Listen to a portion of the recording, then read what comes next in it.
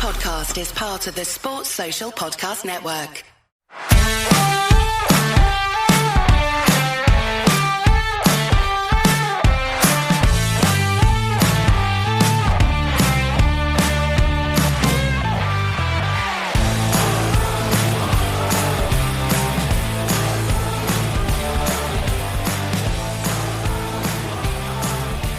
Hello and welcome to the Ground Jewels. My name is James Dixon and this is our review of the year. Yes, this is the best of the Ground Jewels in 2024, bringing you some of our favourite interviews and favourite stories and conversations about some of our favourite grounds that we've managed to get to in the past 12 months.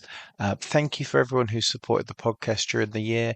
And if you have, obviously brilliant. And if you think that there's someone in your life that would benefit from learning more about lower league football grounds and strange stadiums in America and cricket grounds in Australia and really important, socially important football grounds in Brazil.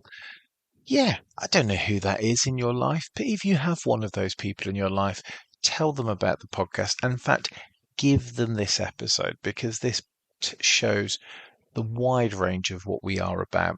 And yeah, I hope you enjoy it. I hope you maybe fill in some of the gaps if you haven't been listening to every single episode, and that's fine. But yeah, maybe it'll give you some jumping off points. Maybe you'll go, oh, that Zoe lady who talks about the rowing, she was interesting. I'll go and listen to that one. Or John Taylor, he's a pretty good name dropper. Richard Burton, Liz Taylor, Prince Charles, as he then was. Maybe I'll go and listen to the John Taylor episode on Old Deer Park. I've enjoyed doing the podcast this year. We've got great plans for next year, and I hope you enjoy this best of. We're kicking off with the brilliant Kate Mason. We're then going to Martin Kelner talking about Station Road, Swinton. And then the third voice you'll hear is Adam Rutherford talking about Portman Road in Ipswich. So today we're joined by Kate Mason. Kate is a very affable presenter and a kind person. Decent, thoughtful, clever and fair-minded. And only in the Telegraph could those words be used as a stinging criticism. Kate, welcome to the Ground Jewels. Oh, thanks. That's very funny. That's amused me a lot. A couple of other people have started calling me affable after that as well. I don't know. I don't think I'd ever been called affable before, and then maybe it just leaches into people's consciousness.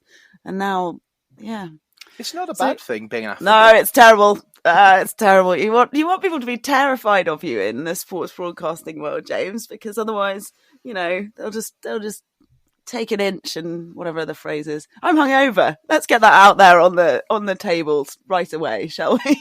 But I was also, when I was a child, very obsessed with Pete Sampras. Now, this is not the sort of thing that people necessarily want to be putting out into the world because he's not an interesting guy. But I found, and that's this famous thing, isn't it? He's just he'll just win and he won't really talk about it and he won't really make any kind of gestures. But I for some reason, especially as I'm quite a kind of, I like drama, I like go to the theatre, I like excitement and things being on tenterhooks and whatever, and people being wacky and, Nick Kyrgios as an example. But for some reason, I just thought he was the coolest guy ever. I thought there was something really cool about showing up and just winning all the time and not really looking all that fussed about it. So I'm not sure what that says. I don't know how young I must have been. You probably could figure it out using these dates, but I used to make posters to hold up when we were watching the tennis on a lovely summer's day. And I'm terrible at drawing then and now, and I draw little tennis rackets on it. And I was I was a decent squash player, played a bit of county, sort of could have been a contender, that sort of stuff. And I saw it as being associated. Now, squash people would tell you, per our conversation earlier, that it's completely different and tennis people are the worst and they take all the oxygen that squash deserves. That's bollocks. But I did see it as being like quite great that there was some like racket sport thing going on the telly, and I thought, yeah, all of these sort of semi-boring people, I thought they must have hidden depths, and I just like seeing them do their thing.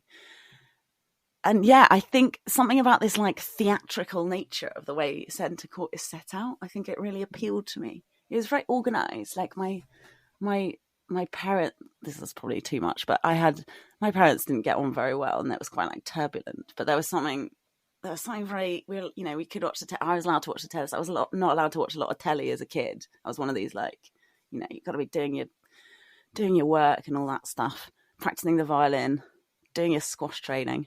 And so, yeah, I don't know. I was allowed to watch Wimbledon, and it was very organised. And I felt like I knew what was going to happen, and I could just sit there with my sad little poster and see what was going on. So can I just... You're watching the tennis on the telly with a poster? Yeah. Okay. Yes. Good point. Good to clarify that. Yeah, because I've never actually taken a poster to any sporting event. You weren't one of the first people there with this poster saying, "Pete Sampras, can I have your shirt?" Like that. It wasn't sexual. It wasn't. No. I mean, like the kids who were all with the kids. And I'm not going to get into the hairiness, I promise. But these kids who turn up and like now, and they're like, what do you think about that, James? It's not good. Absolutely cringe. Yeah. Like my kid will not be.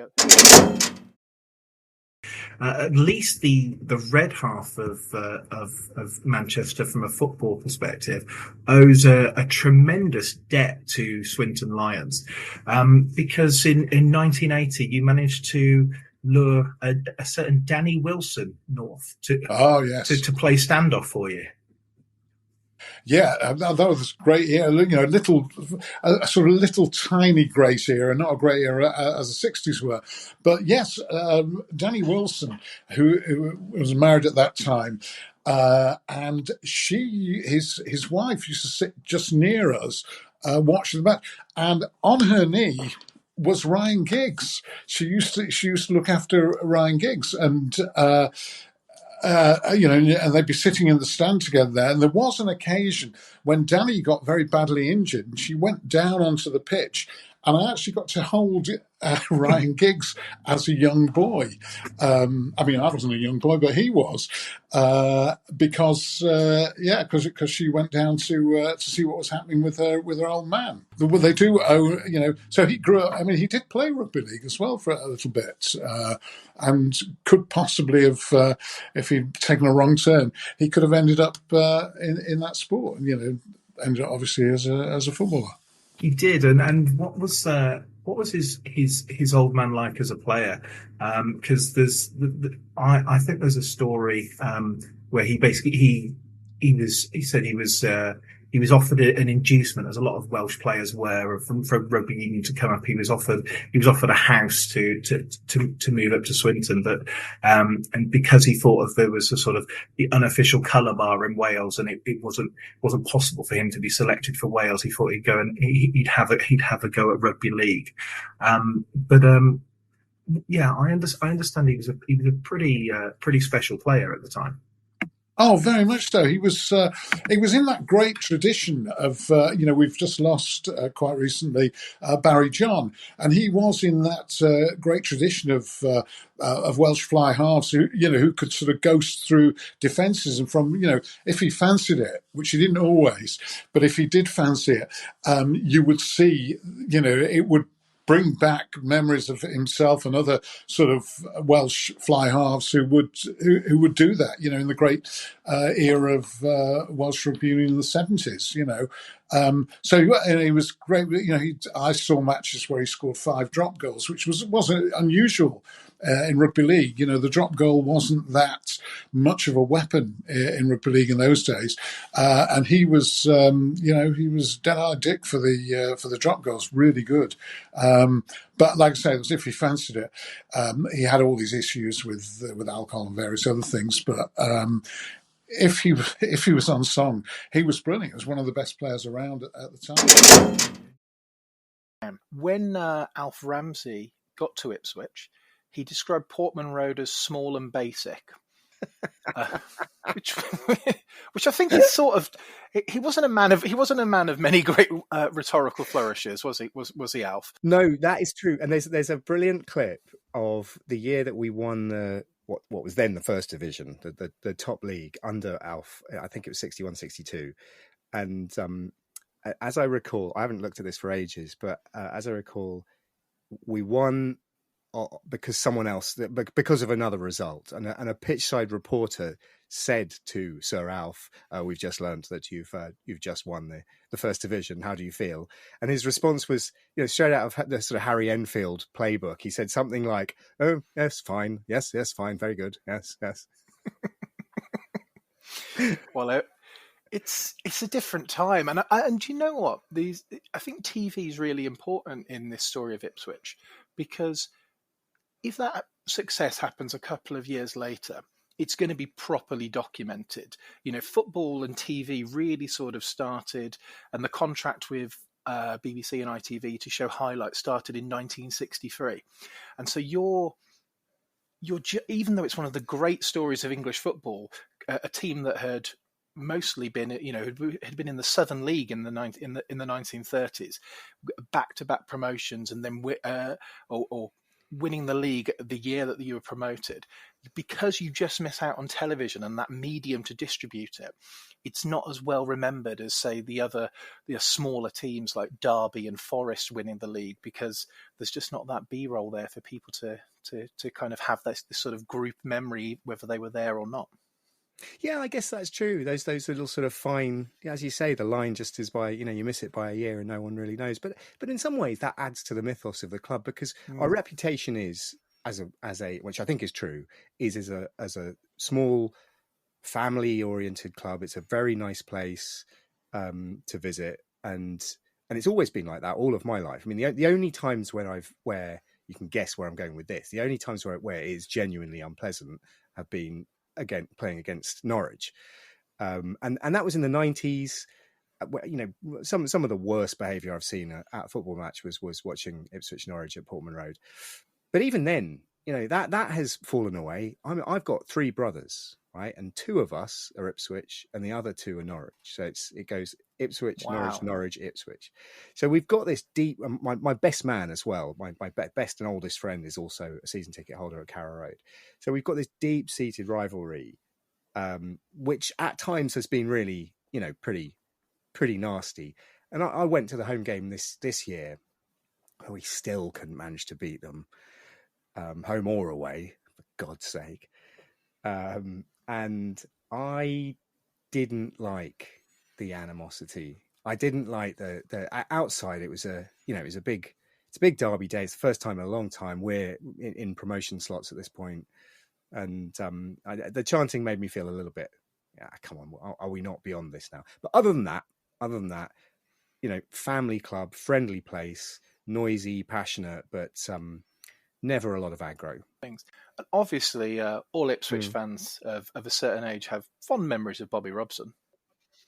Yes, well, I mean, ours is really quite precise, because we used to live next door to him, and Elsie, his wife, used to go to the same church as my grandparents, and so I didn't know him. I was just aware that he existed in our sort of very, in our sphere in Ipswich, right? Because I was little at the time, and then we think this happened in 1986 or 7, and it was just after the World Cup, so I would have been about 11, and we were walking along. Me and my dad and sister were walking along. I think, according to the story that we tell, we were walking along the Norwich Road, which is a big road out of Ipswich, ironically, and I suddenly become aware of the fact that Bobby Robson is walking towards us. And I'm going, Dad, it's Bobby Robson. Dad, it's Bobby Robson. And my dad doesn't say anything. And I'm like, Dad, it's Bobby Robson. It's Bobby Robson. And as they get closer, Bobby goes, "All right, Dave," to my dad. And my dad goes, "All right, Bobby." And I'm like, what is going on here? And they chatted for a bit, and I was sort of standing there wide-eyed, jaw agape. My sister, who's not interested in football at all, was just completely uninterested in what was going on. At the end of the they chatted a bit about the World Cup and about stuff. And at the end of it, he got his wallet out This is 100% true. He got his wallet out and pulled out two £20 notes and gave one to my sister and one to me and said, go and get yourself some ice creams. Right? I mean, I don't know whether he understood the value of ice creams or £20 notes at this point in the 80s, but I held on to that 20, and then they walked off, and I was sort of agape. And I held on to that £20 note until I was 18 when I spent it in the pub. I know. This is you're the man who's quite nostalgic for a site. You spent it in the pub. Yeah, well, 20 quid in 1992. Do you know what? I even know the pub I spent it in. It was the Malt Kiln, which I don't think exists anymore, down on the docks, which is where we always used to go. And 20 quid would have bought a decent round, but such how memories are created and destroyed. But that's my Bobby Robson story. Fantastic Bobby Robson story. I love Adam's Bobby Robson story. It's so warm and sort of perfectly indicative of the man. And while we're talking about Bobby Robson, let's hear from Henry Winter on one of Bobby Robson's other great loves, St James's Park. You're the perfect person to ask this first question to. Should St James's Park have an apostrophe or not? It does, doesn't it? The metro station doesn't have one. The street that it's sort of named after doesn't have one. But the stadium does. It's a contentious area, and we've got to settle it. But I think this is the most important use of our time. Yeah, I do quite like it, and I'm a bit of an apostrophe. I'm a member of the apostrophe police. Whenever I sort of see it, particularly outside fruit and veg sellers, it tends to annoy me. But look, it's Newcastle. They can do what they want. So, do you remember your first visit to St James's Park? It was probably under Keegan. That the Keegan's entertainers, the noise, the atmosphere, Andy Cole scoring, just the sort of the emotion about the place, and just the people. I mean, stadiums are bricks and mortar and a bit of steel, but it's the flesh and blood that makes it. It's the people inside. You can have the most elegant stadium in the world, but if you don't have that sort of emotional connection and emotional buzz from the terraces, it's pointless. If you actually look at St James's Park, it's not actually that beautiful a stadium. It's not like, say, the Allianz or Bramley-Moore Dock, Everton's new ground. That's stunning, partly because of the backdrop of the Mersey. There's some Porto Dragao. That's a stunning stadium architecturally, visually. St James's Park is maybe a little bit about the city. It's all about the people. It's all about the entertainment inside. I got to know a lot of Newcastle fans on social media. And I said something stupidly about 10 years ago. I said, there's no way that Mike Ashley will back Alan Pardew as manager because that's not Mike Ashley's style. And I said, if he did, it won't happen. If he did, I'll swim the Tyne. It was just a sort of stupid comment you make on social media and don't think he'll come back to haunt you. And then a week or so later, I was scrolling through my mentions and I thought, well, there's quite a lot on here. And it was all sort of hashtag, you're going to drown, hashtag, get your Speedos on, hashtag, get in the Tyne. And Mike Ashley had given Alan Pardew an 8-year contract. So I thought, well, God, there's not a lot I can do about this. I've got to sort of honour my bet. So I said I'll do it for the Sir Bobby Robson Foundation. Of course, all Newcastle fans, I knew they would contribute to that. And then the Port of... So there was this to and fro going back between me and Newcastle fans on social media. And then the Port of Tyne Authority said, you got to do it with a guide. It's a serious thing. There's a current. It's only like 250 yards wide. But, you don't mess with this river. So I had to ring up a local swimming guide who was very disappointed when I told him that I was swimming at widthways, not lengthways. He thought, oh, God, amateur. But anyway, he agreed to help.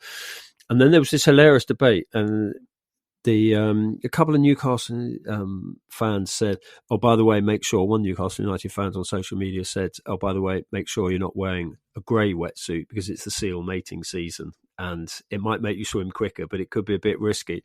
And then literally a marine biologist came on and said, it's not the seal mating season, but it is the sea otter mating season. So you might find someone having having a go at your feet. So anyway, I did it, and Newcastle fans being just brilliant people, you know, there were loads of them on the quayside as I got across.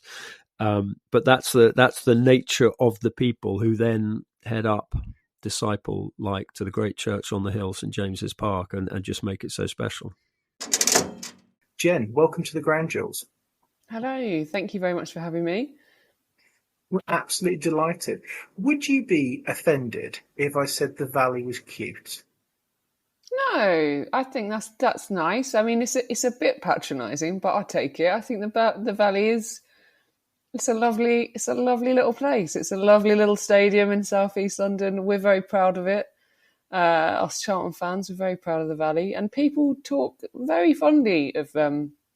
You know, people who aren't Charlton fans speak very fondly of their experiences there as well. So no, I'll take that in the spirit in which it's intended. It is intended that, because I genuinely think it's a lovely stadium. I think it's the right sort of size for a stadium as well. It's big enough to feel important, but it's not so big that you're too far from the action. I think currently it's got a capacity of about 27,000, and maybe my experience is clouded because the only time I've been to the Valley was in gorgeous August sunshine, and it was just the perfect day till the sort of start of the season. It was Charlton versus Scunthorpe in sometime in the 2000s. It dates it, doesn't it, because of how far Scunthorpe have fallen since then.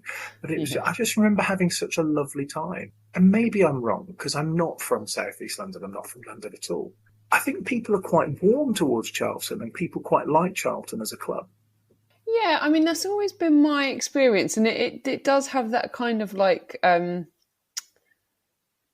don't know, almost like a cute reputation. I think there's something about Charlton Athletic that has like real heart, I think, because you think about everything that the club has been through, and you think about, you know, the times that it's been brought back from the brink, you know, quite a few times now.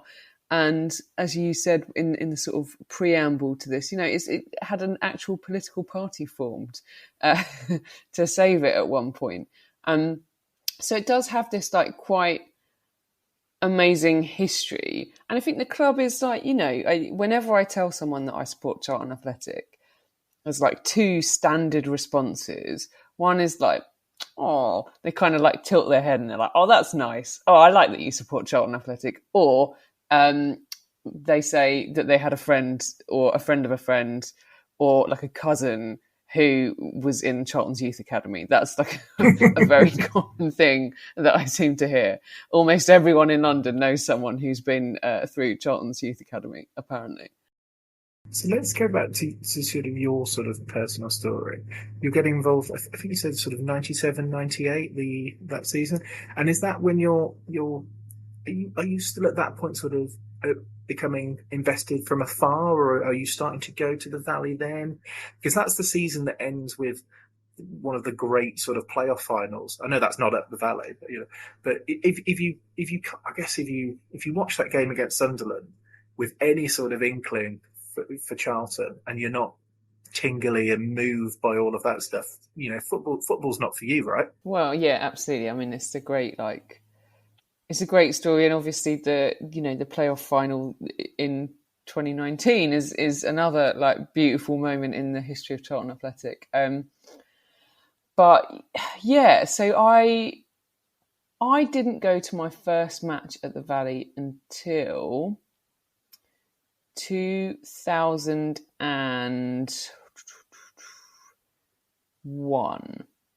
And the reason for that is because, so I was like 14, 15 in the season, in the 97-98 season.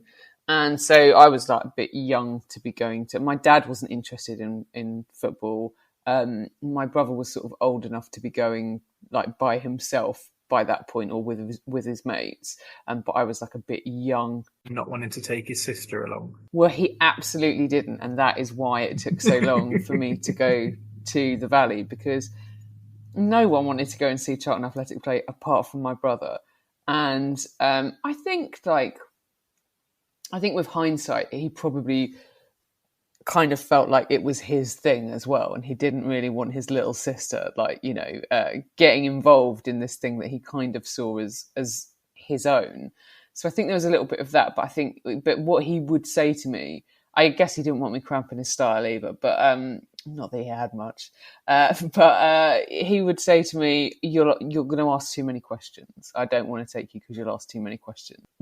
My brother's not a horrible misogynist, nor has he ever been. I'd like to add he's a good lad, fine character. But but this is what he used to say to me: "You'll ask too many questions, so I don't want to take you." And then what happened was,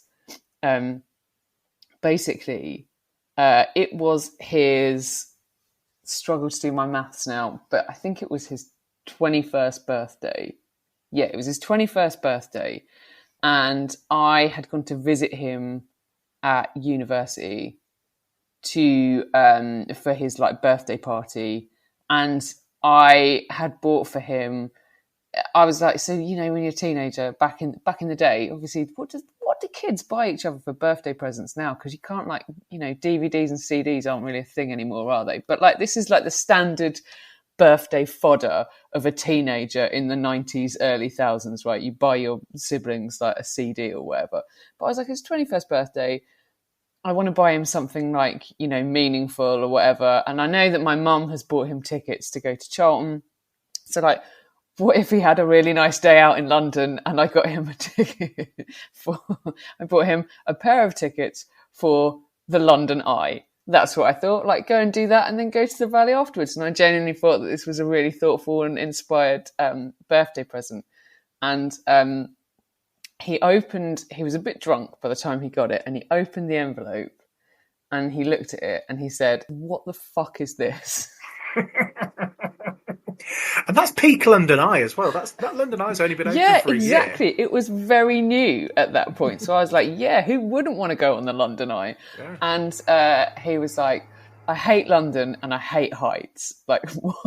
Why have you bought this for me?" And I hate looking at things. But anyway, I thought this was a great present. Anyway, so he was obviously extremely disparaging about it. And I was crushed, right? Really upset, just oh, I thought I'd done a good and I hadn't. And so to this day, I don't actually know what happened. I don't know if my mum kind of put some pressure on him or if he just felt bad. But he was I was a bit of a prick about that birthday present, sort of in the cold light of day. He was I was a bit of a prick about that. So look, why don't you come with me? And you can have the other ticket for the Eye, and you can have the other ticket for the football match as well. And you can come and be my person that gets to come to the football match with me. So that is the first time that I went to the Valley. And I can't even remember who we played. That's obvious. That was obviously going to be the next question. Yeah. But it's sometimes, it's strange. It's almost 50-50 when you talk to people. When I've talked to people for this. About half people can vividly remember who played, who scored, etc. And then the other half of people are sort of more remembering sort of how they felt and sort of the ephemera around it, and couldn't possibly, even hazard a guess to what colour strip the other side were playing in. So you fall then in you don't know who you were playing. But what do you remember about that first trip? Oh, it was really funny because I was at uni at the time as well, in Sussex, and I'd gone out the night before and gotten really drunk at the campus nightclub. It's a good one. Yeah, it doesn't exist anymore, the Hot House. Sad times. But yeah, so I'd gone to the Hot House the night before and gotten really hammered, and then I'd had to get the train into London the next day. And I remember being on the London Eye oh God, this is awful. I can't, this is unbearable. And my brother's there at the window oh my God, I can see this, I can see that. The best birthday present ever. Having an absolutely lovely time. And I am just dying of this hangover. But I really vividly remember being at the match. I just haven't committed to my memory who we played against. I have looked it up for the purposes of writing my book, and I think it might have been Southampton, but I can't say that with any kind of any certainty. But basically, I just remember being there and just the, because to a, what was I, 19-year-old who had never been to a football match before. I'd been to a few gigs, I've been to a few festivals or whatever, but I'd never been to a football match before. And I really remember the atmosphere of the place.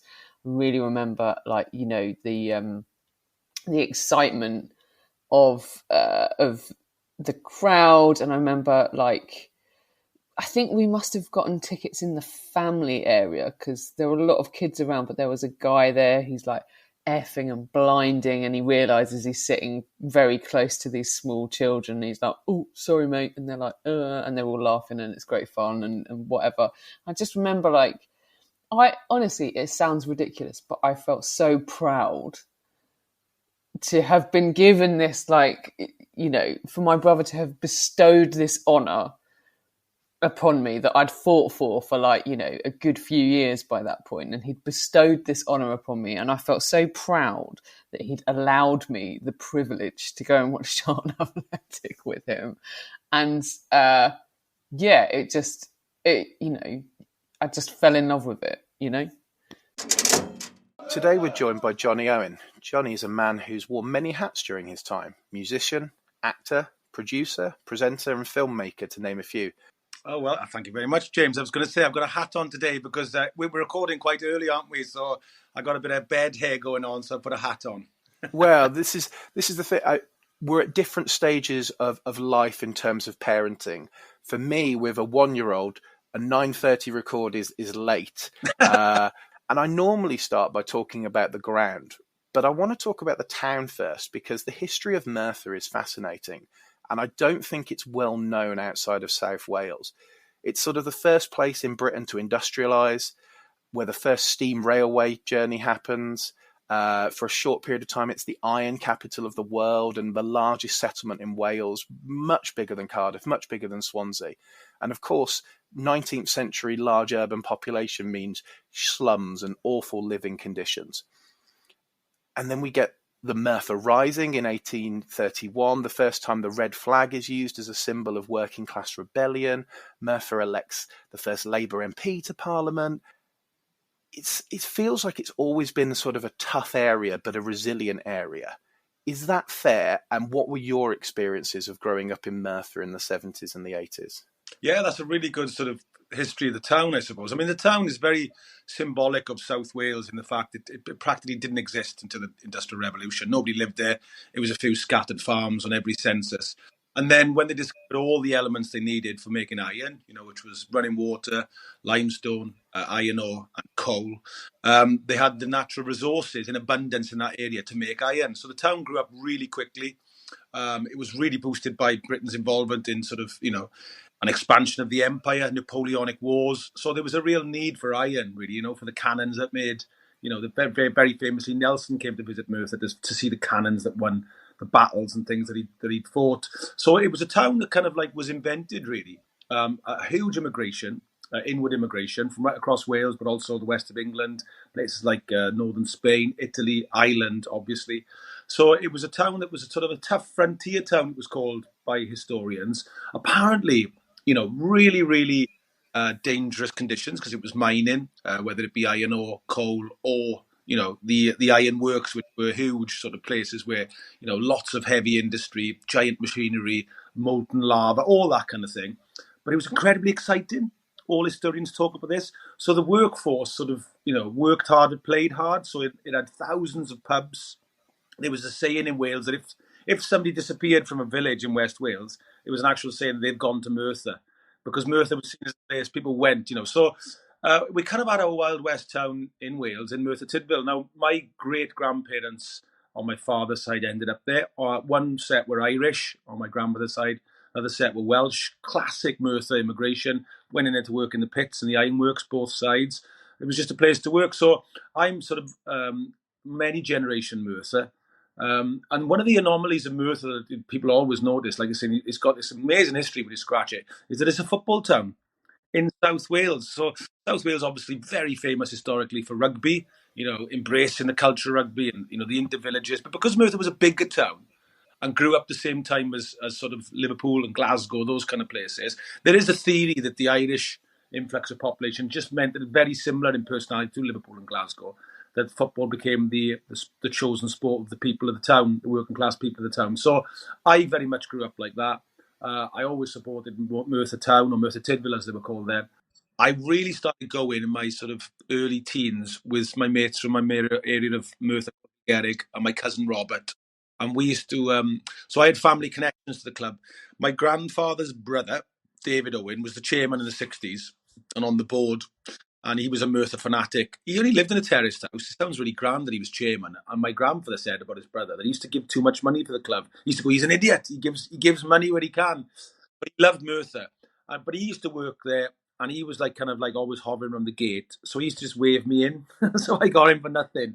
And my mates used to be really dead impressed by this, the fact that I was waved in by this fella going, Jonathan Owen, go on, son, you come in.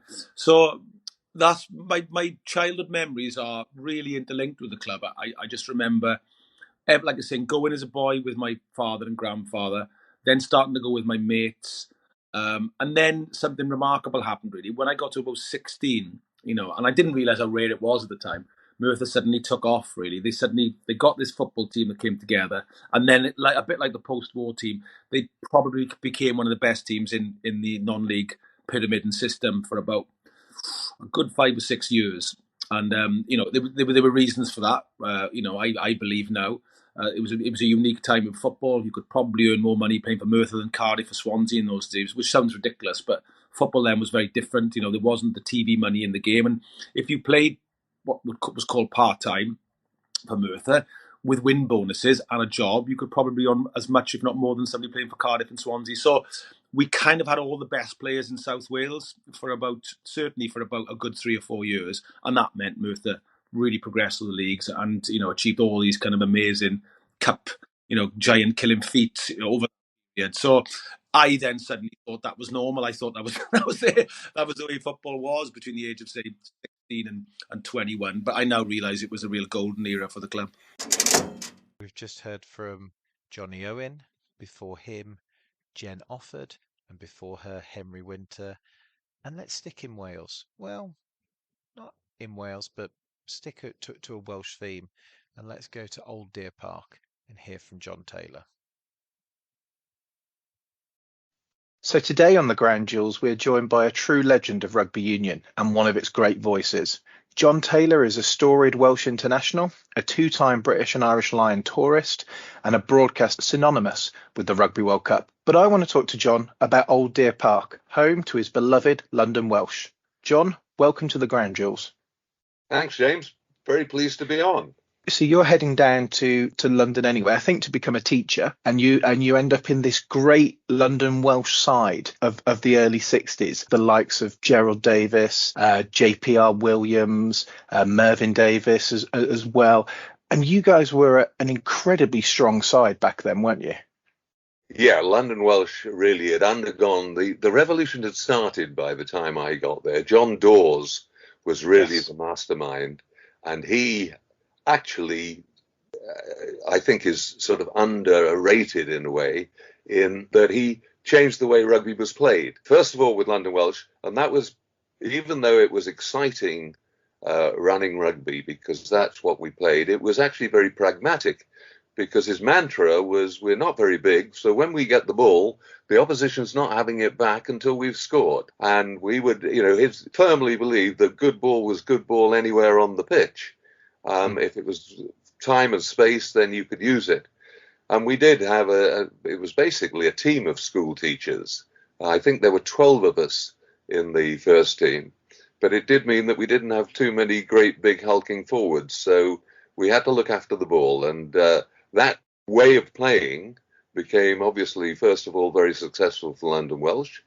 Then it became the Welsh team way of playing. John Dawes had a sort of mixed international career, but his captaincy and his ability to pass the ball was terrific. And he eventually sort of got the recognition he deserved, captained Wales to a Grand Slam in 71, and captained, of course, the British Lions in the same year, where we had, amazingly, 5 of us from London Welsh in the Lions Test 15.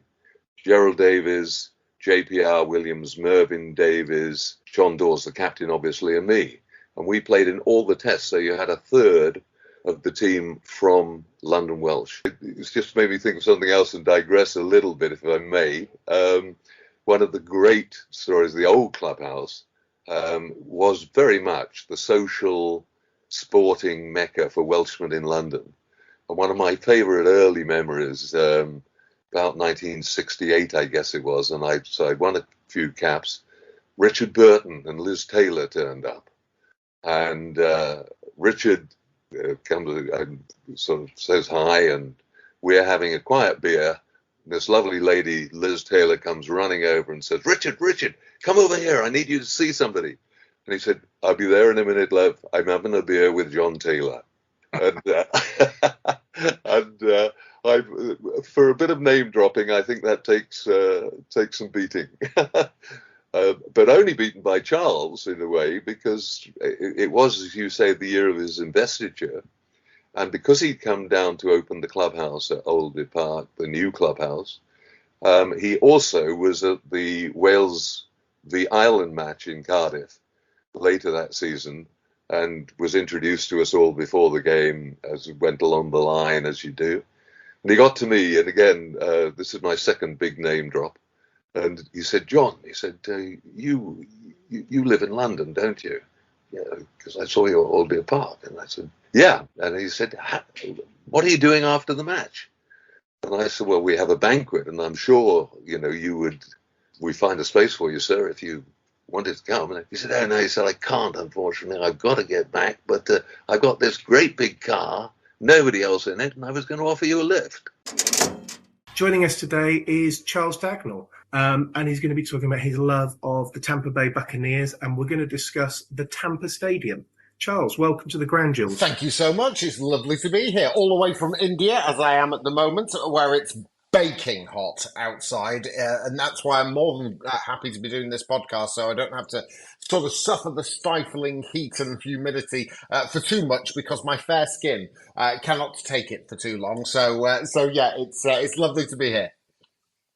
But it's boiling here too. It's 7 degrees here, so it's pretty good for a British December. We went on a family holiday, and this is how it all started. We went on a family holiday. We were very lucky. We got to go to Florida as a family, all 6 of us, and we would, and basically it was parents and 4 annoying children. Variety of ages. I was the youngest at 7, and my siblings were sort of 12, 13, 14 years old. And it was one of those where, Mum and Dad were trying to find things for us to do, kind of, So we went to Disney, and we went to this place called Busch Gardens, which was a theme park, and we were all loving it. It was amazing. Did some fabulous things. And then it was actually my mum that said she'd like to take us to see a game. Now, she's the least sporting person in the history of mankind. And we grew up in Bolton. So in the 80s, Burnden Park was the football stadium, which had half a supermarket at the away end, at the old Burnden Park. And it probably held 20,000, something like that. But it was a fairly dank and miserable and sort of, not soulless, that's not the right word. It was just sort of a bit bleak, considering it was, the north of England. It had the old sort of roofing, the sort of sheet roofing. And that was the biggest thing I'd ever seen. Now, I'm not a Bolton supporter, I'm a Burnley supporter, and I went to watch Burnley I went to Burnden Park before I actually went to Turf Moor. Excuse me. And so we went, so it was a fairly sort of horrid, usually when you went to a football ground, it was winter time, and it was the whole sort of grim up north type of feeling of Burnden Park. So she said, I'd like on this family holiday, is there a sports game we could go to? Because I loved my sport. The other three were musicians. They were sporting, but, I just watched sport left, right, and centre because it was something I could get into because I didn't play an instrument at that time and couldn't be involved because they were all older kids, all grouped together. They all played together, and I was kind of on my own a little bit. So it just so happened that it was pre-season in the NFL. Not that I knew this. I hadn't a clue. And there was a game on, and we actually got told about this by a guy in a shop. I can't remember what shop it was. And he said it might have even been in a bowling alley because we went bowling so many times in Florida. And he said, yeah, there's a game on at the weekend. Why don't you go along and have a look? Anyway, they got tickets and off we went. We drove in. My dad, he loved this. He had this idea of how he would be if he lived in America. He wanted the big town car. We had this Lincoln town car. This boat-sized machine. It was like an aircraft carrier that we were driving around in. So he loved it. He was just driving around and playing Boss Hog from the Dukes of Hazzard, basically. And he took us into Tampa and then was just sort of parked up and walked to the stadium. Now, when you're 7 and the biggest thing you have ever seen is Burnden Park, and then you are walking towards a stadium which holds 76,000 people. It doesn't have a roof. It is this sort of oval, this velodrome type of shape. I'd never seen anything that wasn't square. You watch football on the telly back in the UK because we didn't have it on TV. The NFL on back at that time, not really. And we just saw square, very sort of traditional stands at pretty much every football ground. There wasn't really any sort of novelty towards them. They were all pretty similar. And they just varied in size. So we got, and I'm seeing this place from distance, and it looked big from distance. And at 7 years old, I'm going, what is this place? What? I just was, it just was mind-boggling, the size. And we're striding ever closer towards it, and then you start to see the curves of each of the stands, and raising in the middle, and then just falling on the edges, and once again at each end. And I'm just mesmerised by this venue that was just like nothing I'd ever seen before. And I went, this is cool. Also, it's at the back end of the summer in Florida, so it's around about 90 degrees. Who plays sport in 90-degree heat? It was just these things I wanted answers to these questions. So I'm sort of going towards this stadium, and there's a buzz. There's people, it's a pre-season game, so there's not as much buzz as there would have been, but I didn't know that at the time. So there's people tailgating, parked up with barbecues out the back of the car, and they're cooking their meats, and the smells are sort of wafting towards me as we walk up the drive. I just go, what is this place? And it was just astonishing. You didn't do that at the football.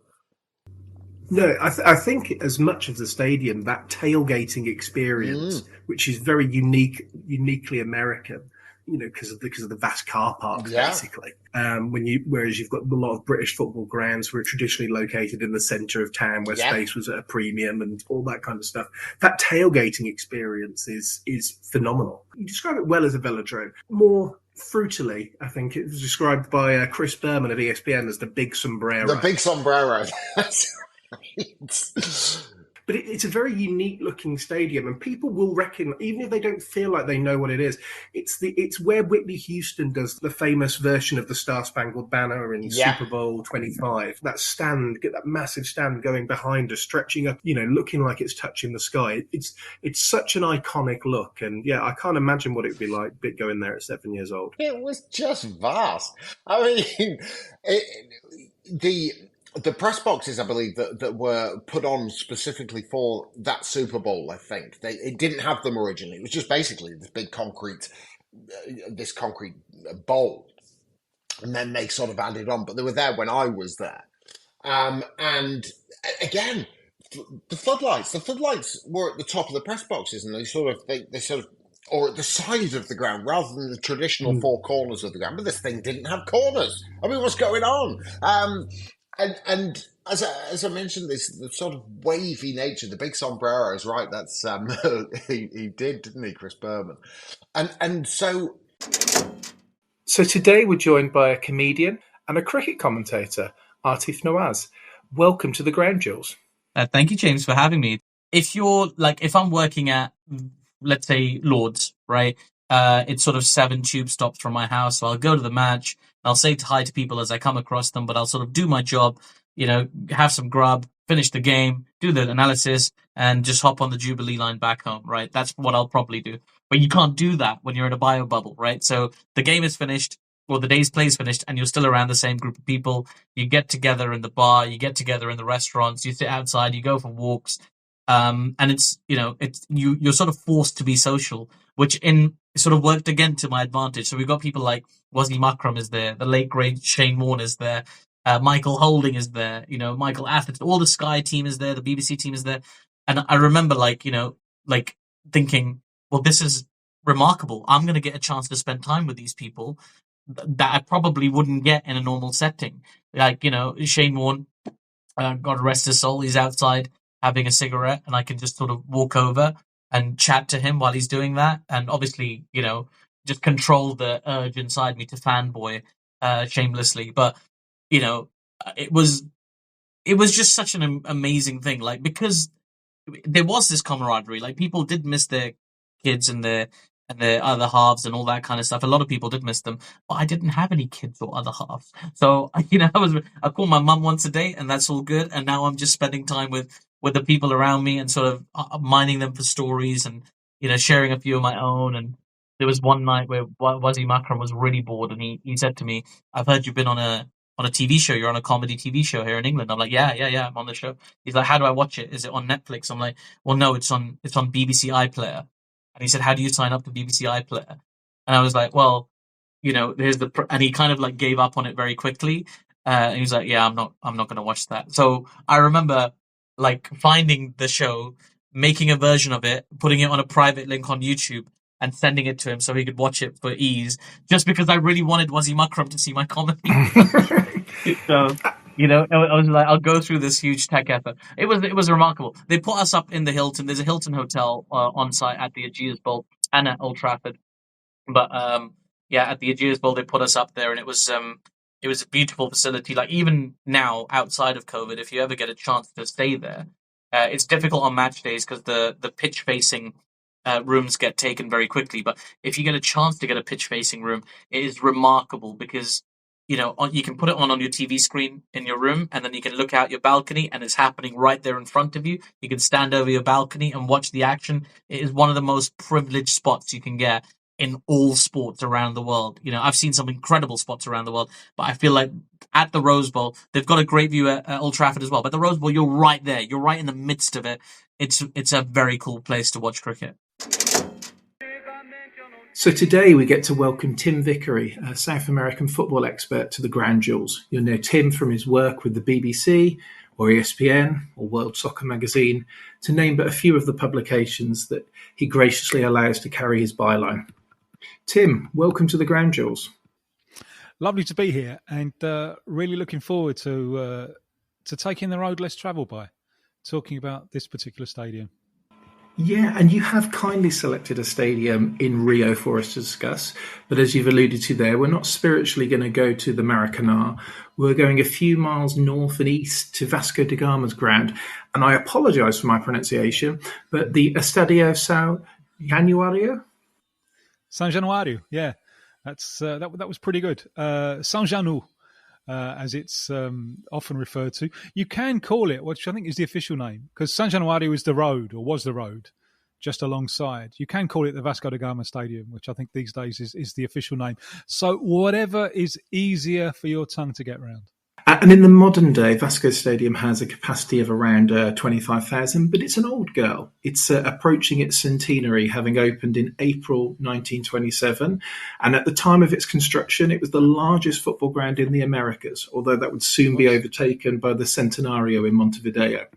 Why did you pick this stadium, Tim? Why is this your grand jewel? Because it's wonderful and fascinating in itself. But also, I think its role in history is absolutely fundamental. And if you want to do a football tour of Rio, then I always advise two stadiums. They're not that far apart, just a few miles apart, but they tell you everything about the progress of the game here. One is the stadium of Fluminense, Laranjeiras, which is no longer used for games. It was the first stadium. And you look at it, it's in a lovely area, and you really see the origins of the game as something which came from the English elite. It's a very aristocratic ground. It looks like an English old-style cricket pavilion there. And that's where the game started. Why did Brazil become so good at the game?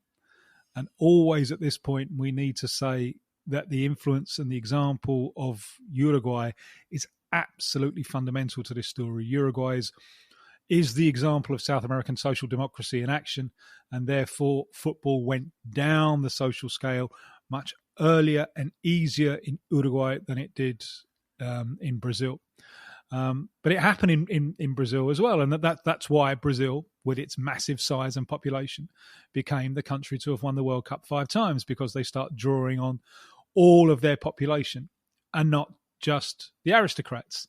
And San Januario, the stadium, is crucial to an understanding of how that process took place.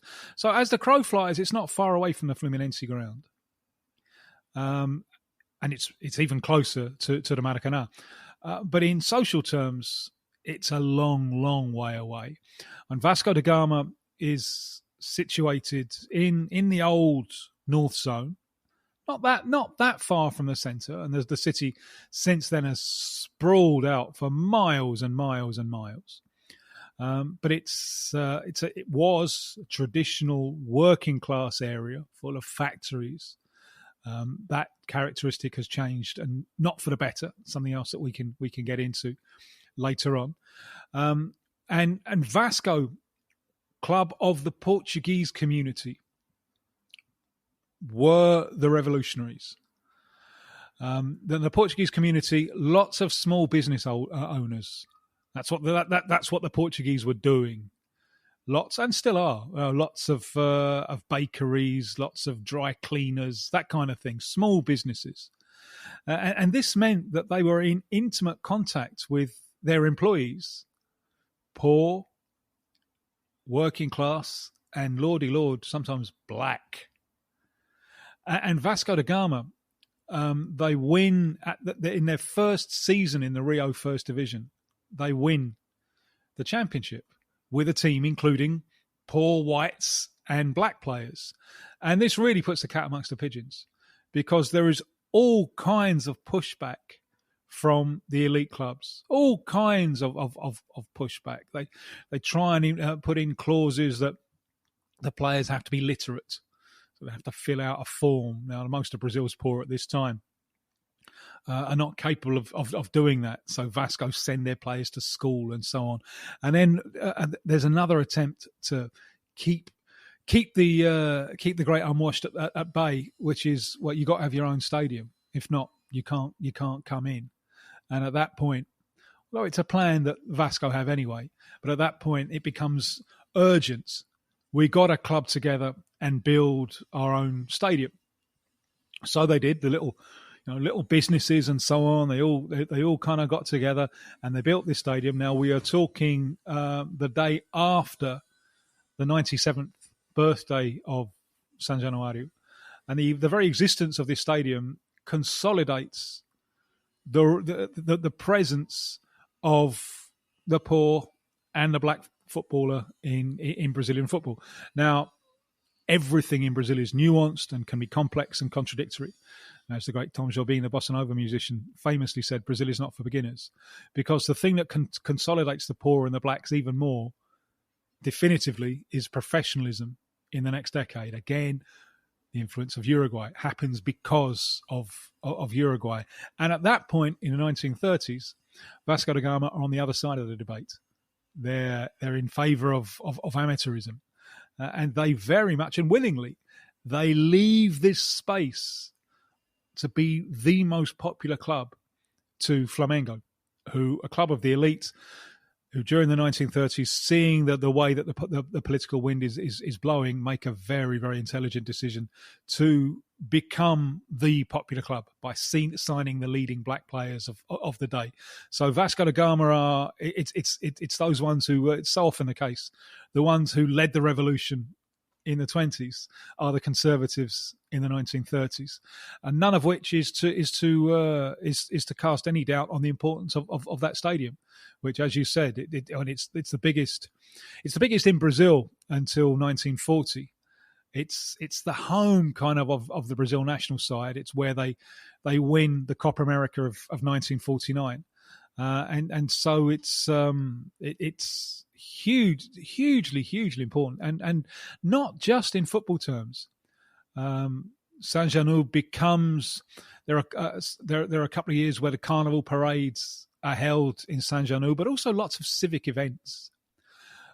Brazil had a kind of he really is the father of modern Brazil, the president Getúlio Vargas, who rules with one interruption between 30 and 54, both as elected democratic president and also as a dictator, and it's a kind of benevolent, non-militaristic, tropical take on fascism. Lots of things from imported from Mussolini, but there is, within this project, there is considerable social inclusion. There are labour laws passed, and Getúlio Vargas, he makes a famous declaration on Workers' Day, announcing these new labour laws from the stadium of Vasco da Gama, and it seemed an entirely appropriate place from which to do that. So it's a stadium of huge importance to Brazilian football, but also of huge importance to Brazilian society. I was struck when I was researching this that both Vasco and Flamengo start out as rowing clubs. Botafogo as well. So it's really interesting, and then football gets added to Vasco, I think, around the time of the First World War, 1915, the sort of first football representation, which is the club, the sort of rowing club's been going for almost 20 years there. And it's just, it's really interesting to kind of see how, I guess, sport changes in the country around those times, and how football kind of consolidates itself as the Brazilian sport. You're talking about some very sort of different areas. So where Flamengo are based and where Botafogo are based, those are the names that we recognise. They're Copacabana, they're Ipanema, they're Lagoa. They are all these really affluent places, but whereas Vasco stands out from there, and I know historically they've been very successful, but I guess at the moment they're in a bit of a down period, aren't they? They've sort of become a bit of a yo-yo club, and I guess how has the big four in Rio sort of changed and developed over time?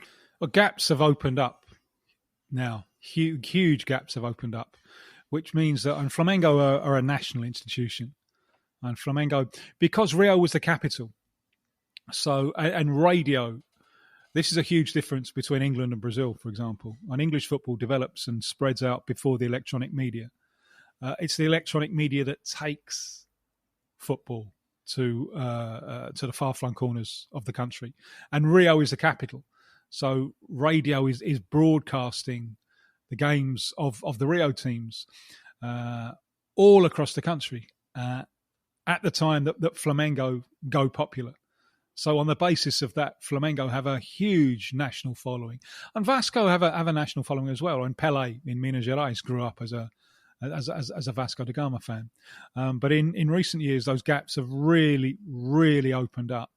And Flamengo now are operating on a financial level, which is radically different from anyone else in Brazil. That was the brilliant Tim Vickery, and before him, Aatif Nawaz, and before him, Charles Dagnall. Today we are joined by Zoe de Toledo. Zoe is an Olympic silver medalist from Rio 2016, and she's also coxed the university boat race between Oxford and Cambridge for the Dark Blues. Zoe, welcome to the Ground Jewels. Thank you for having me. Your boat race is one of the more infamous ones, your men's boat, when you were crewing the men's boat race in 2012, because you had the protester at the time of, I think, Trenton Oldfield, who used the boat race to protest against the class system, as he saw it, and that drew some very strong reactions, as I think is sort of understandable. I think there was someone on your crew who referred to him as a mockery of a man, which was great, which was wonderful flowery language. Sounds about right. It's about, but it's what was that like? Because obviously it was completely unprecedented to find this person just in the water in the middle of this iconic race. Yeah, it was interesting because we had one of those years where there had been a lot of floodwater, and like I was saying earlier, there was a lot of debris in the water, and we talked with the umpires about what we would do if there was anything large in the river that needed steering round, for example, or might cause an obstruction. And so I think I was probably slightly more on the lookout for things at the waterline than I would usually have been. And we were racing, and we didn't necessarily see ourselves as underdogs, but I think we were being definitely seen as underdogs, partly because we were so much lighter than Cambridge. And we were on Middlesex, so the sort of less favoured station, I guess, and we'd got almost to the end of their bend, so they'd used up almost all their advantage, and we were dead level. They had a little bit left, but we were dead level. And the last thing I said to my crew before everything went tits up was, "We're level. They've used up their advantage. We're going to win this race." And then I started seeing something at the waterline, and I thought, oh, it's like we said, it's a bit of debris, something in the water. It didn't look too big. I wasn't really very concerned about it. But then the thing that attracted me to it is that obviously debris moves with the stream. So it would have been, moving in the same direction as us, not as quickly as us, but it would have been traveling in the shape of the stream, the way the stream runs down the river. But it wasn't. It was going across the stream. So I kind of thought again, oh, it's a large bird, it's something like that. But it was too big. And then I thought someone's dog is in the river, which is, it does happen, but not usually that far out. And then I thought, and then I realized it was a person, and I thought some, a drunk person has fallen in or something. They'll try and get out the way, and no. And then I realized that actually it looked like they were aiming to put themselves right in our path, which was when I stopped my crew. And then I think I just didn't really consider his motives. There wasn't time really, because then there was such a panic about how we were going to get the race started again and all this kind of stuff. There wasn't time to think about why it had happened or, what he was there for or anything like that. And it wasn't really until after the race, which, the rest of the race turned into a disaster because we had our oar broke and then Alex collapsed at the finish. So there was quite a lot going on, and it wasn't until a fair time later that I actually we started talking about it and wondering, what it was, why he was there in the first place, I suppose. Me listening to that there, because was it actually right to restart the race? Should you have come back and done it all again? I don't know, because obviously there's TV pressures, sponsorship pressures, and all that. The answer is that you can't, unless you want to start the race again the next day, which obviously the BBC would have a conniption about. You can't. There's no time, because the race runs on the tide, and at some point that tide's going to turn. And it is the what ifs that you plan for are that if the race stops, you do restart it then and there. The issue with our race really was how it was restarted. What we'd kind of been prepped for and planned for if something did stop the race was that we would pretty much go again straight away. The thing that made it all quite difficult was they stopped us, they turned us round, they made us row back a bit. We were sitting in all this wash from all the big motorboats that follow the race. You know, the athletes were sort of locking up with lactate because they were sitting around for 20 minutes, not really moving. It was cold. And then we started again very close together, which I think was a mistake, but was something I should have been able to manage better, but I think could have been done differently. So the answer is you kind of have to go on if you want to finish the race at all. It was just unfortunate what played out after that, I think, because, you know, if we'd managed to keep the boats apart, we probably would have had a great race from there to the finish line, I think. He was at the vanguard of satellite broadcasting in the UK, and in 1992 was chosen to front Sky Sports coverage of the brand new Premier League, something he continues to do for beIN Sports. Richard Keys, welcome to the Ground Jewels. Thank you, my friend, and very nice it is to be here. And today we're going to talk about Highfield Road, the one-time home of Coventry City, a stadium that was built in 1899, and its construction nearly put Coventry out of business because the club spent so much money on building it that they couldn't afford to play players who went on strike. After the First World War, Coventry were elected to the Football League, but it wasn't until 1967 that First Division football came to Highfield Road, where it would remain for 33 seasons until 2001. And that's just 4 years before the ground was sold and Coventry moved to pastures new. Richard, tell us about your memories of Highfield Road. Oh, my goodness. I could bore you for a long time. You need to be a Coventry fan and a stadium aficionado, I think, to engage with this. Just as a 4-year-old, I think we traced my first game back to Swansea, Division 3, 60, 63, 62, 63, something of that order. Cop End, Crow's Nest, stand on the far side that burnt down, 51,455 there on the day that we beat Wolves. I think both clubs already promoted, if memory serves me correct, and that was about settling who was going to win the title. Just so much. I mean, it was selfishly one evening taking penalties against Eamon Holmes at the West End for a charity. I got 4, by the way, and the 5th one came off the bar, and I'm convinced to this day it was still in. Let's take you back to that time, because I know you mentioned your first game, but let's take you back to the city of Coventry. You were born in the late 50s, and at the time, Coventry was a really booming city. Yes, I think because of how much it had suffered during the Second World War, it was one of the first cities to sort of experience a planned regeneration, and you can see that with the cathedral and a lot of the architecture, some of it not having dated all of that well.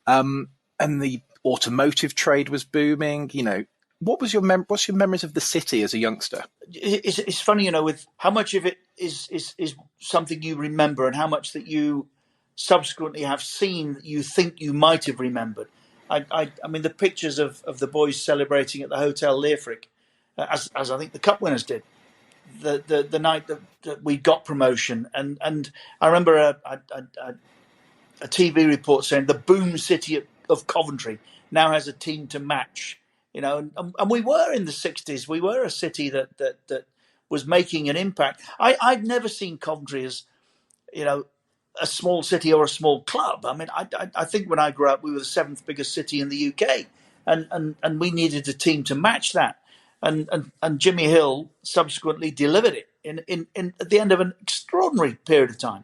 I mean, it was remarkable. I'm still in touch with Gouldy these days. Bobby Gould, who was a central character in that team, 24 goals that season, and I was there to see most of them.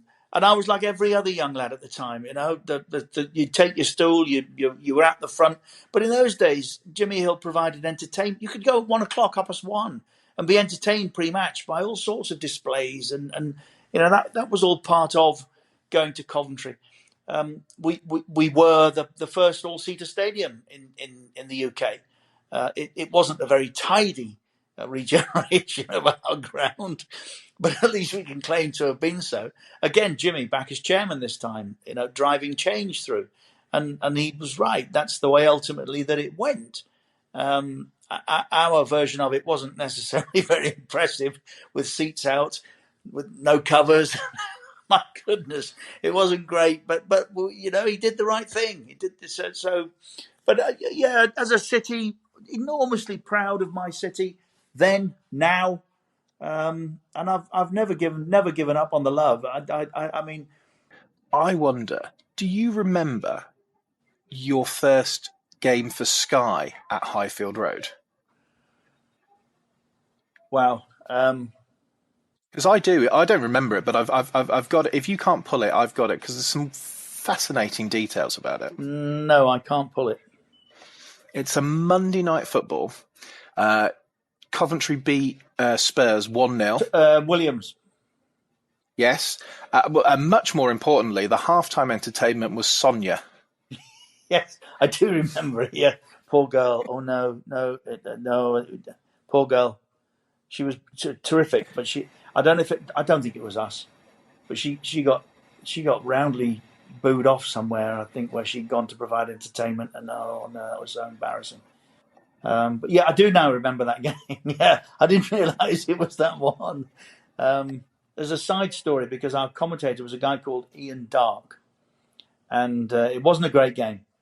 And he delivered a phrase during the course of it that he thought that what we were watching was approaching mind-boggling mediocrity. That was it, mind-boggling mediocrity. And our producer, a guy called Andy Melvin, pulled him a couple of days later. Even I was hurt by that. Clubs like Coventry can't provide the entertainment that Uniteds and Arsenals and others do. We were doing our best. And he pulled in and he said, listen, I don't ever want to hear you pass comment like that on a football match ever again. We're selling the game. That was our job in those days. Yeah. We're selling it. Spent a lot on it. Yeah.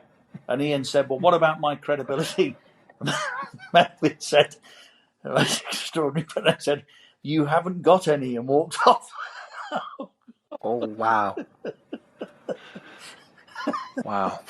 But in a way, I saw that as, well, yeah, have a go at my team. So today we're joined by Ian McMillan. Ian is a journalist, a playwright and a poet. Indeed, he's often styled as the poet in residence at Barnsley Football Club. So you can guess which ground we're going to talk about today. Ian, welcome to the Ground Jewels. Thank you for having us on, because I'll tell you what, there's nothing better than talking about football grounds. It is the greatest thing. The greatest, and Oakwell, home of Barnsley Football Club, one of the great grounds, I think, one of the almost last great grounds, in very iconic, four-sided. The floodlights. I could talk to you about the floodlights at Oakwell for this entire episode. When you think of Oakwell, what immediately comes to mind?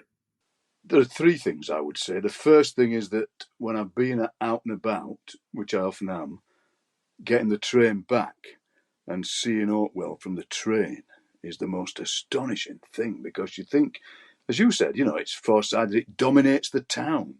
There it is, Barnsley Football Ground. Floodlights. We could talk about the floodlights forever, as you say, because the floodlights they are the kind of signature of a ground. Here are the floodlights. Look at these floodlights. Here we are. If you're lucky enough to approach Barnsley after you've been away at night and the floodlights are on, goodness me, the way that it sets it like a stage. So that's the first thing about Oakwell. The second thing is that it feels kind of, I'm not so keen on Premier League grounds because they always feel a bit too nice. Whereas Oakwell, as you know, if you've been to Oakwell a lot, you see that they've still got that broken glass on top of the wall there to stop you climbing over. They've got the legendary West Stand bogs, the toilets that I think probably King Charles I used, and it's the other thing is I took my grandson, who's 7, to his first evening game the other night, and that is what you think about, the way that the floodlights can light any ground and make it feel like you're at Carnegie Hall and make it feel like you're at Wembley. Just the glamour of the floodlights. We were terrible. It was the first leg of the playoffs. We lost, but he was excited. Just that thing, when you walk up the steps and you walk in there and there's these floodlights that light up the ground, and these fairly ordinary League One players get transformed into Messi simply by the application of a bit of floodlight on their head. So that is what I'd say about it. And as you approach Oakwell on the bus, which I did yesterday, you pass the big old Victorian church that was the church of the Reverend Tiverton Preedy, the vicar who started Barnsley FC back in 1887, because he said at the time rugby league was on its way, and he said that the oval ball is for the heathen man and the round ball is for the good Christian man. And so you go past it and you see that the view that the Reverend Tiverton Preedy would have had of Oakwell. And it's the same with a lot of grounds, isn't it? I mean, I think a ground that's very similar to that is Gillingham. Gillingham is a similar kind of ground because you go through. We parked up the supporters coach a few years ago, quite a way away from it, and you had to walk through terrace streets like you do at Oakwell. And I remember we were walking through, me and my son, who was about 7 at the time, and a man came out of the house. And he went, "Here, are you from Barnsley?" And my son was a bit nervous. And but went, no, I don't want to frighten you, he says, but I've never met anybody from Barnsley before. And I said, well, it's me and him. And he said, I'm going to tell my mate cup of tea. So he shouts in the house, but here, cup of tea. There's a couple of blokes from Barnsley. So this fella called Cup of Tea came out with a cup of tea in his hand. And he met us and he said hello. And I said, why are you called Cup of Tea? He said, because I like a cup of tea. And he says, this my mate here, a pint of beer. Because he likes a pint of beer. Oh, dear me. Goodness gracious. And then at that, I remember at Gillingham's ground, the game wasn't great. I remember watching some aeroplanes coming into it to the airport, might be, I don't know which airport it was. And people, the Gillingham fans, pointing at me specifically because I was so bored by the game that I was watching airplanes coming over. A bit like when you're at Rundle Park at Grimsby. If the game's dull, you can watch the ships coming down the Humber. Oh, dearie me. Oh my God, we haven't mentioned the Nazis. How have we not mentioned the Nazis? That is a clip that we're going to use for social media. Good job you don't work for The Guardian anymore, Jim. You've got to slot this in at some point. Is this the Nazis in the Bootham Crescent was used for a war film or something like that? Was it? There is an incredible thread, which I hope you can link to in the comments or anything else that goes out with this, called the York City Banter Era, which was put together by a friend of mine called Ben. And in it, he basically does this incredible run of totally preposterous, very tin pot things that happened to York during the 2010s. And one of the absolute best was when, I can't even stop laughing, when some photographer turned up at the ground one day on a tip that Bootham Crescent had been covered in swastikas and Hitler was wandering around. And a Bollywood film about the Indian field hockey team's triumph at the 1936 Olympics was being filmed at Bootham Crescent. And without telling any of the fans, someone at the club had taken a few grand. And there was just all these stormtroopers and Waffen-SS and Hitler and giant swastika banners behind the away end, not the away end, behind the main stand. And just the photos, if you Google York City Bootham Crescent Nazis, that you will find are, I mean, imagine not telling the fans that this was happening and then everyone just seeing, well, you know, I know we've had our problems with the chairman in the past, but what is going on here? It was one of those all-time great, how has the club allowed this to happen moments? Why? What is going on? How are we so short on money that we've just allowed the ground to be pictured covered in swastikas? I mean, that's obviously your concern. My concern is that Bootham Crescent looks nothing like, 90. Well, I presupposed that the hockey was played in the main stadium. I guess it wouldn't have been played in the main stadium. I don't know. I mean, it was in the Olympia Stadion. Bootham Crescent's nothing like the Olympia Stadion in Berlin. Well, clearly, the viewers of this Bollywood hit, I'm not sure if it ever reached much of an audience, had no idea that they were actually looking at a Northern English football ground in its dying days. Chesterfield Saltergate got used for the damned United. York City's got used for a triumph over fascist field hockey players. But the good news is the Indians do beat the Nazis in 1936. Wikipedia is telling me. Good. So that's wow. This is I didn't expect the Nazis to come up. I'm going to be honest, Jim. I do apologise. I'm taken slightly aback. I think we'll leave it in just as it is. I think it's too good not to. I don't know if I'm going to be able to go back and find a seamless place for it somewhere earlier in the episode. So it might just be the last word on Bootham Crescent might be, we didn't even mention the Nazis.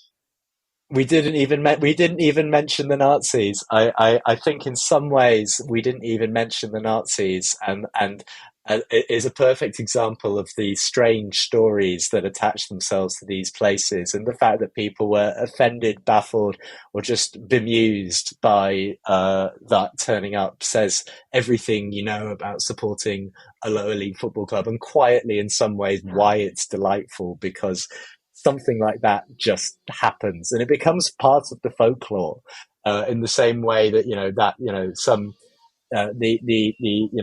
the older people would talk about the one-legged hooligan Terry Exelby from the 80s who was a York fan who would sometimes pass his leg down the crowd or whatever. For my generation, it's, do you remember the day the Nazis turned up? And I think that's kind of why these places matter way more than the bricks and the mortar,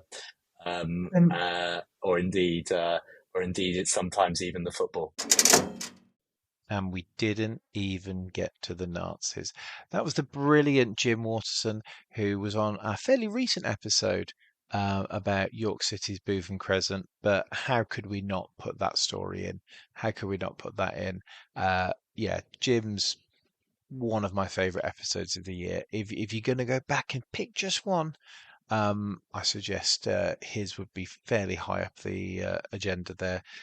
So yeah, please enjoy that. And obviously before Jim, we had the brilliant Ian McMillan on Oakwell and Richard Keys on the much missed Highfield Road in Coventry as well. That's all I've got time for this year. This year we are done for the year, but fear not, a new year is upon us. And we've got some really great guests to kick off the new year. And really great grounds. And we've got fantastic guests, fantastic ground. That's the sort of sweet spot that we like. We're starting 2025. 2025, that's a very strange way of saying it, isn't it? I've got all formal, do apologise. We're starting 2025 with Twickenham, home of English rugby, and we have Phil McGowan, who is the curator of the World Rugby Museum, which is based at Twickenham. Brilliant, superbly knowledgeable guest, and a really fantastic episode. That's going to be the first episode of 2025. We've also got the brilliant comedian Ian Moore talking about Carrow Road, and so much beyond Carrow Road as well. A sort of peripatetic podcast of all over Western Europe, really, in terms of and beyond. It does go, but yeah, it has a global remit, that one. And then we've got some great podcasts lined up. We should have someone brilliant on to talk Filbert Street. We should have someone brilliant on to talk Croke Park.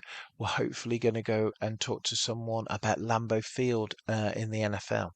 And so all these big iconic venues, and then we need to fill in those small venues as well. The Bootham Crescents, the Penydarren Parks, these gorgeous little pockets of perfection that sports grounds are.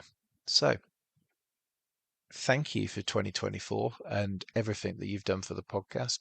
Hope you've enjoyed it, and let's have a much better, much bigger 2025. Until next time.